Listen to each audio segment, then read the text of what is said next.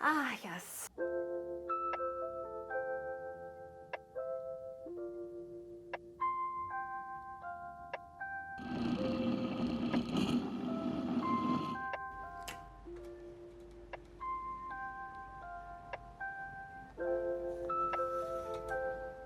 Most of us in the West associate popsicles with usually something fruity like strawberries, lemon, lime, that sort of a thing. But in Asia, it is actually very common to turn things like beans, like mung beans, red azuki beans, also like things like grain. Once you put some sugar into things, everything starts tasting really, really good.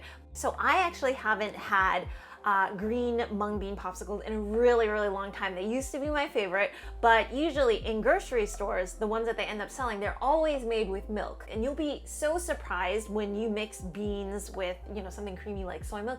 It just becomes so, so creamy. The mouthfeel is so, so creamy, as if it was actually like a much richer popsicle than it actually is. So yeah, here's to popsicles made with beans.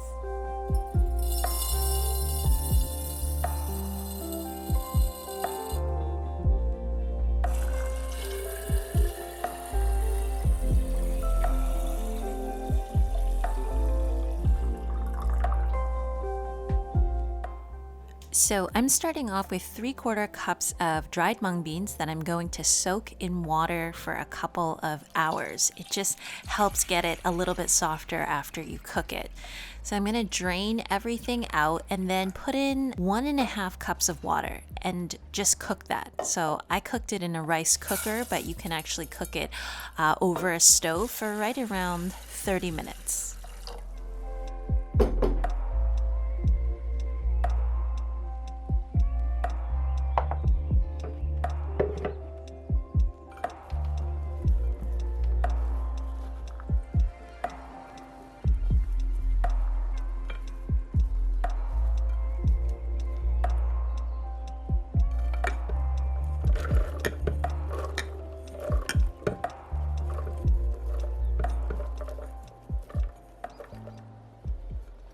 So you want to save about a cup of these mung beans to put into the popsicles.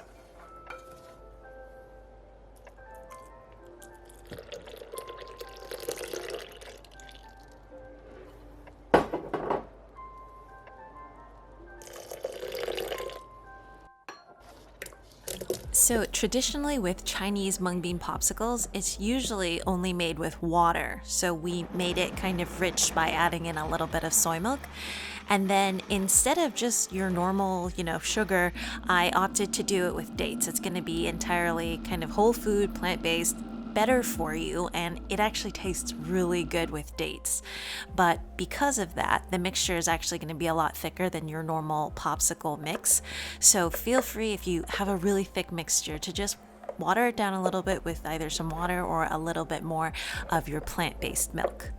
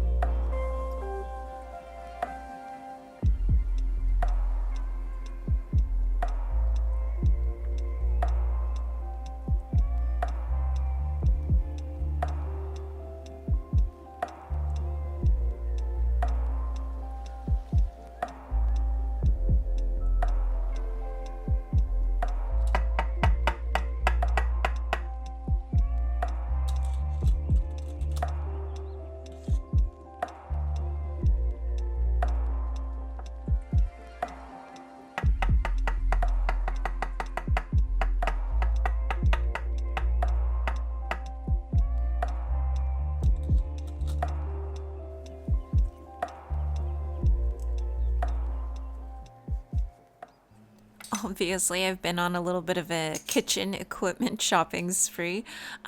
These popsicle molds actually I love a lot. They're stainless steel. They're actually a really good quality. I'll put a link down below for you guys. But I think usually like Mexican shops will sell it for their popsicles, and it's nice. You can use it over and over again. It doesn't crack, doesn't really break. Yeah, so.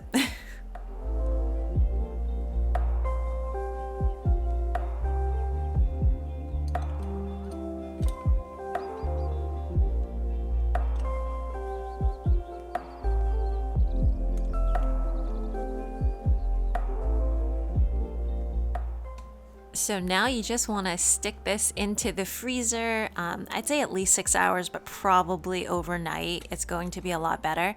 And it gets tricky to unmold them. So I left them out for maybe like 20 minutes. It actually got a little bit melty because it was a really hot day. But I bet you could dip it into some warm water as well and then kind of nudge it out.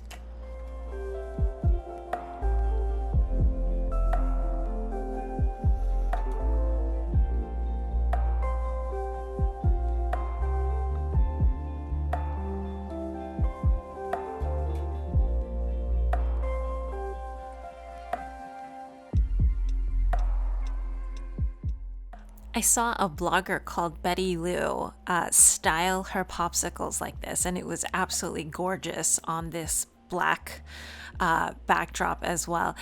You all can see actually, because it was so thick, it had a hard time going in between all of the beans. So definitely feel free to water it down a little bit, but it does taste a lot creamier when you have a thicker mix as well. So put that into play.